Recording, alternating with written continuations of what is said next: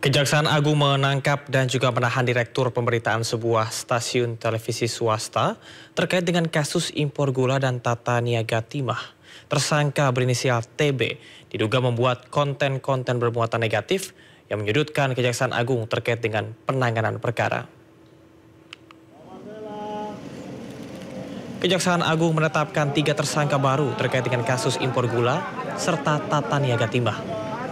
Ketiga tersangka adalah 2 orang advokat Marcella Santoso dan Junaidi Saibih, serta Tian Bahtiar yang menjabat sebagai Direktur Pemberitaan JAK TV. Tian Bahtiar diduga menerima uang secara pribadi dari kedua tersangka sebesar 487 juta rupiah untuk membuat dan menyebarkan berita yang menyudutkan Kejaksaan Agung terkait dengan penanganan perkara.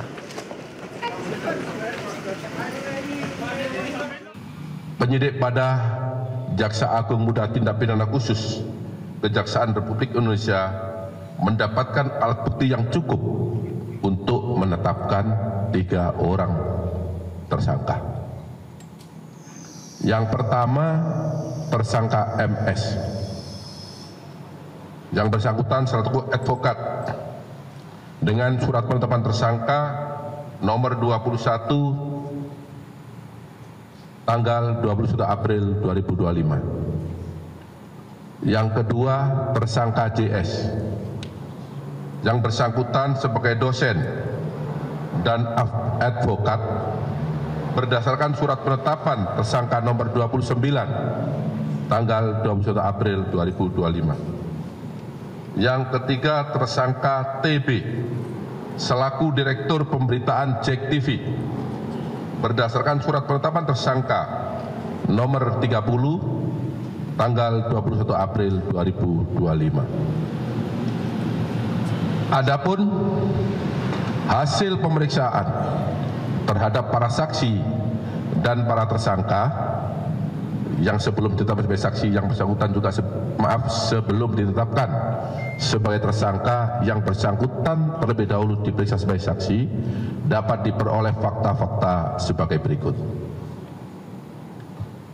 Terdapat permufakatan jahat yang dilakukan oleh MS, JS bersama-sama dengan TB selaku Direktur Pemberitaan JAK TV untuk mencegah, merintangi atau menggagalkan secara langsung atau tidak langsung dalam penanganan perkara tindak pidana korupsi tata niaga komoditas timah di wilayah IUP di PT Pertamina Tbk dan tindak pidana korupsi dalam kegiatan importasi gula atas nama tersangka Tom Lembong, baik dalam penyidikan, penuntutan maupun pemeriksaan di pengadilan.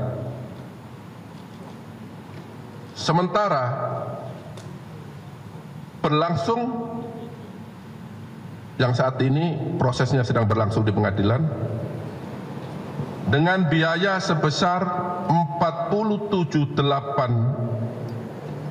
dengan biaya 478.500.000 rupiah yang dibayarkan oleh tersangka MS dan tersangka JS kepada TB yang dilakukan dengan cara-cara sebagai berikut.